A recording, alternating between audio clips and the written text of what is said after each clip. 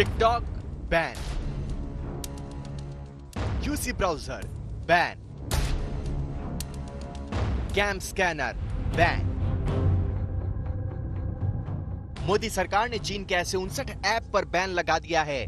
गलवान में 20 भारतीय जवानों की शहादत के लिए जिम्मेदार चीन के खिलाफ नरेंद्र मोदी सरकार ने बहुत बड़ा फैसला किया है।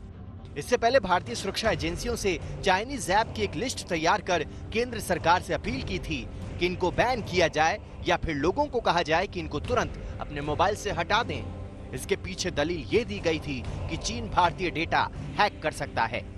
सरकार के फैसले की जद में जो चीनी ऐप आए हैं उनमें TikTok, Hello, Vigo, Likee, share it, Xender, UC browser, Baidu map, Clash of King, DU battery saver, beauty plus, club factory, news dog, selfie city, virus cleaner, CM browser, YouCam map, WeChat शामिल है।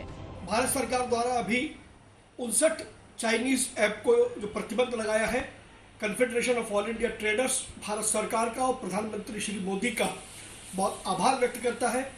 हमारा जो चीनी वस्तुओं के बहिष्कार का campaign है उसके लिए सरकार की ओर से बहुत बड़ा समर्थन है और अब और तेजी के साथ हम लोग पूरे देश के अंदर अपने इस अभियान को चलाएंगे और सरकार से ये भी आग्रह करेंगे कि जिन चीनी कंपनियों के साथ सरकार के कोई अनुबंध हुए हैं, चाहे वो केंद्र सरकार हो या राज्य सरकार हो, उन सभी अनुबंधों को भी रद्द किए जाए। चीनी ऐप्स को बैन करने की भारत सरकार ने 7 वजहें बताई हैं, जिनमें इंफॉर्मेशन टेक्नोलॉजी एक्ट के सेक्शन 69A के तहत बैन किया गया है।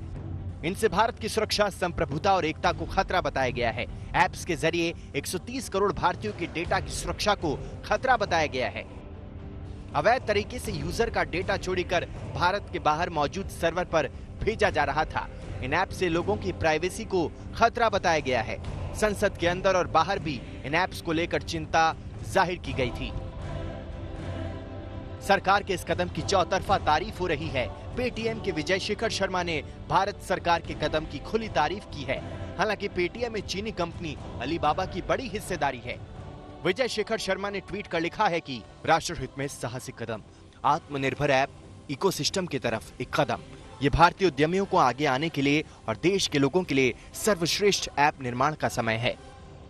कांग्रेस सांसद शशि थरूर ने चीनी ऐप्स पर बैन की तारीफ करते हुए ट्वीट किया है कि मैंने संसद में चीनी मोबाइल ऐप्स के खतरे का मुद्दा उठाया था। मैं मंत्रालय से बैन के बारे में विस्तार से जानना चाहता हूं। साथ ही मैं देश के लिए अधिक सुरक्षित वैकल्पिक सेवाओं का सुझाव और प्रचार करने के लिए भी कहूंगा। वहीं झारखंड के मुख्यमंत्री हेमंत सोरेन ने कहा है कि सरकार ने बैन लगाने में देर कर दी। केंद्र सरकार ने निर्णय लिया होगा और कई निर्णय ले भी रही है और इसका असर और इसका प्रभाव अगर सही मायने में वो गलत है तो ये बातें मुझे लगता है सोचने में केंद्र सरकार ने विलंब कर दिया। चीन अंतर्राष्ट्रीय कंपनियों को अपने यहाँ किसी भी ऐप को चलने की इजाजत नहीं देता। दूसरी तरफ वो चाहता है कि उसके ऐप पूरी दुनिया में इस्तेमाल किए जाएं।